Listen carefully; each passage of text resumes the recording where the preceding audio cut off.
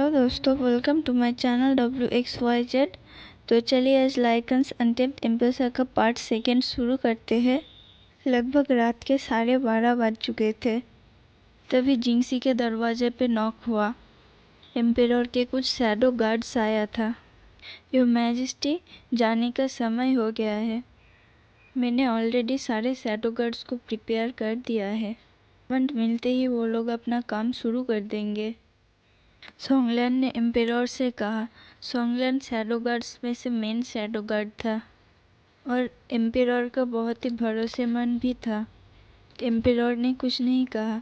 Emperor लानवांगजी bed से उठ के अपने स्वॉर्ड बीचेन को टाइटली पकड़ा और जिंगसी से बाहर निकल गए। बट सोंगलिन अभी भी जिंगसी के दरवाजे पे खड़ा था।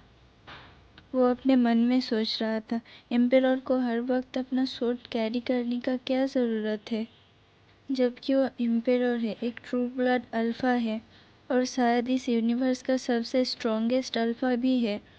एम्पेरर तो अकेला ही 10,000 रो को अलग झपकते ही बिना तलवार के जड़ से गिराने के लिए इनफ था। और ये तो बस एक साधारण सा ओमेगा था।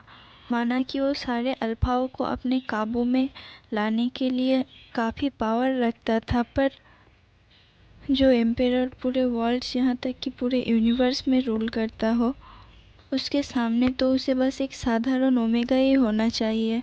सारे शैडो गार्ड्स एम्पेरर के साथ सिंसी फॉरेस्ट में आए और अपने अपने पोजीशन ले लिया। सोंगलिन एम्पेरर के पास ही थोड़ी दूरी पे अपने आप को हाइड कर लिया ताकि किसी भी तरफ से किसी ने भी आक्रमण की तो वो एम्पेरर को बचा सके, एम्पेरर के सामने ढाल बन के खड़े रह सके। एग्जैक्ट रात के 1 बजे एक फेरोमोन के स्ट्रॉन्ग फूड स्मेल उन लोगों के नाक में आ रहा था।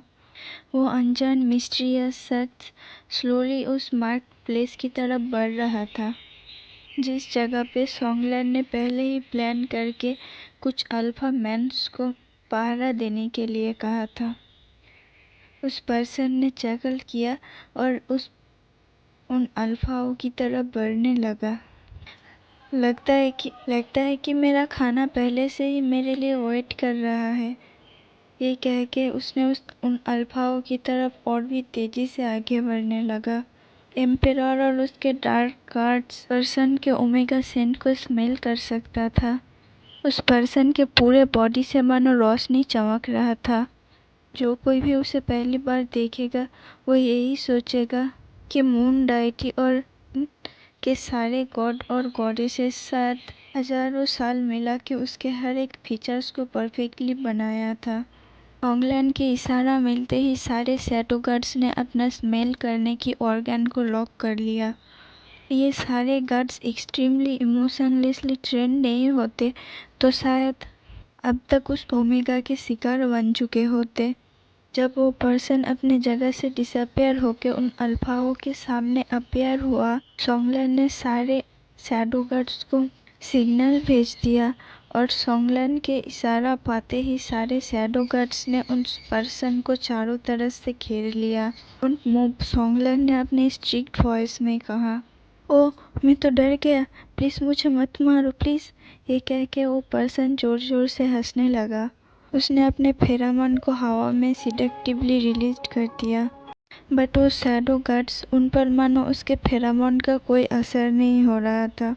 वो लोग पत्थर की तरह अपनी जगह पे ही खड़े थे और उस पर्सन की तरफ अपने ईगल आंखों से देख रहा था। ओह, तो ऑलरेडी प्रिपेयर्ड, हाँ, interesting, but what a waste. ये सब कुछ मेरे सामने तो काम नहीं करने वाला। Sorry for your kind information, but you can't। ये कह के वो पर्सन अपना नज़र चारों तरफ घुमाया। कौन हो तुम और मेरे पैक्स के मेंबर के साथ क्या किया है? इस कोल्ड आवाज के साथ एक पर्सन उस पर्सन के सामने आया। ये और कोई नहीं था, एम्पेरर लानवांगजी था। एम्पेरर ने अपना बेचैन को उस पर्सन के गले के सामने रख दिया। एम्पेरर का फेस कोल्ड था और उसके फेस पे गुस्सा भी था, पर वो पर्सन वो तो मानो सबके परे था।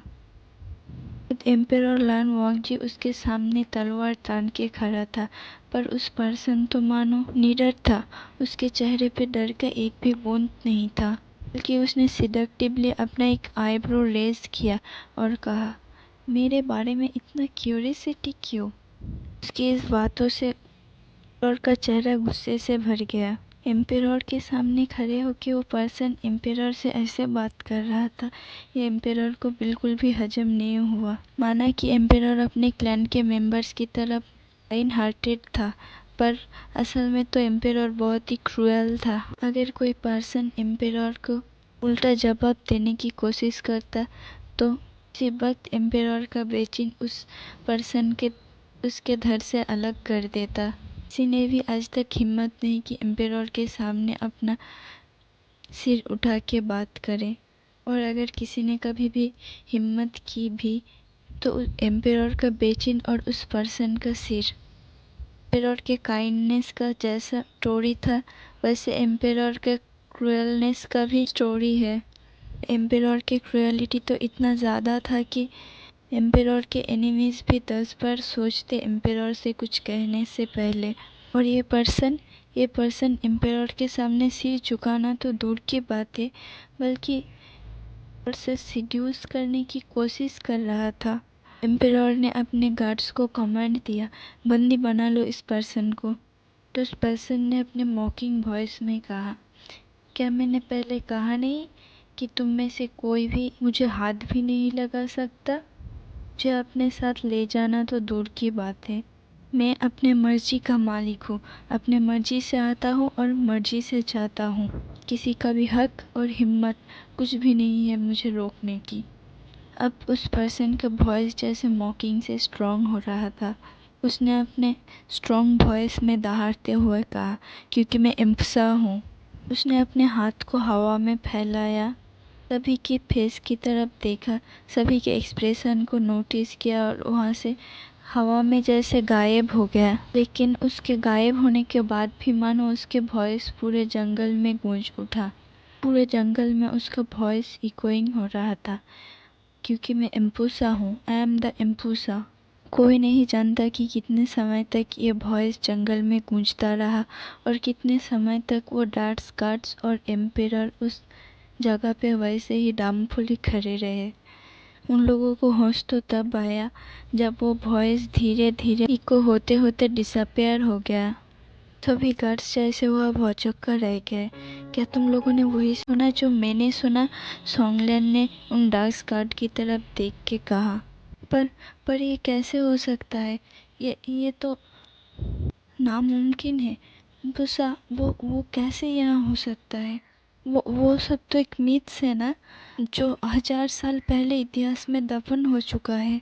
वो तो सिर्फ इंसान के जिक्र में है। वो हकीकत में कैसे हो सकता है? क्या उसने हमें पागल बनाया?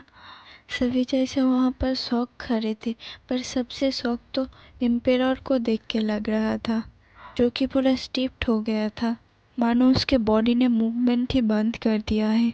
उसे कुछ फील तो हो रहा था, पर वो फीलिंग क्या थी वो उसे समझ नहीं आ रहा था। कि उस इंसान की प्रेजेंस लानवांग जी के दिल में सुई की तरह चुभ रहा था। उसका आवाज़, उसका चेहरा, उसका वो ब्यूटीफुल बॉडी, सब कुछ मानो लानवांग जी के सिर पे गोल गोल घूम रहा था। और होगा भी क्यों नहीं, क्योंकि इम्पुसा वो एक माइथोलॉजिकल क्रिएचर था, जिसका प्रजाति कई 1000 साल पहले इस यूनिवर्स से डिसअपेयर हो गया था। वो लोग कहाँ पे थे, क्या कर रहे थे, किसी को भी पता नहीं था। वो सिर्फ इतिहास का एक पन्ना बन के रह गया था। किसी का कहना यह था कि उसे शैतानों के साथ बंद कर दिया है, तो किसी का कहना यह भी था कि उस प्रजाति का लास्ट वंश देवताओं के साथ युद्ध में हार गए और देवताओं ने सभी को बंदी बना लिया। फिर कुछ दिन बाद सभी वहाँ पे ही अपना दम तोड़ दिया। वो लोग बचपन से ही इम्पुसा की कहानी को सुनते हुए बड़े हुए हैं। बचपन में जब वो लोग नहीं सोते थे तो उनके माँ बाप उनको इम्पुसा के नाम से डराते थे। और आज वही इम्पुसा इतिहास के पन्नों से बाहर निकल के और मिथ से कहानी से बाहर निकल के एम्पेरर के किंगडम में आके एम्पेरर के ही क्लैन मेंबर्स को एक एक करके डिसअपियर कर रहा था। पर जिस तरह का उसका अपीयरेंस था, देख के तो नहीं लगा था कि वो किसी को हार्म भी कर सकता है या फिर किसी के लिए हानिकारक भी हो सकता है।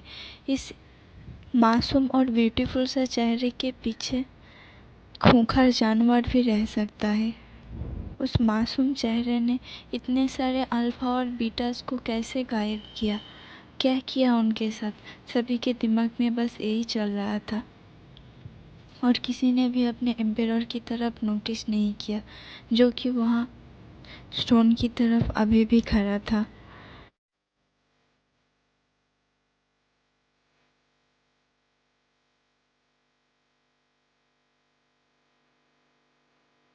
ये आज की एक्सप्लेनेशन को यहीं पे ख़त्म करते हैं।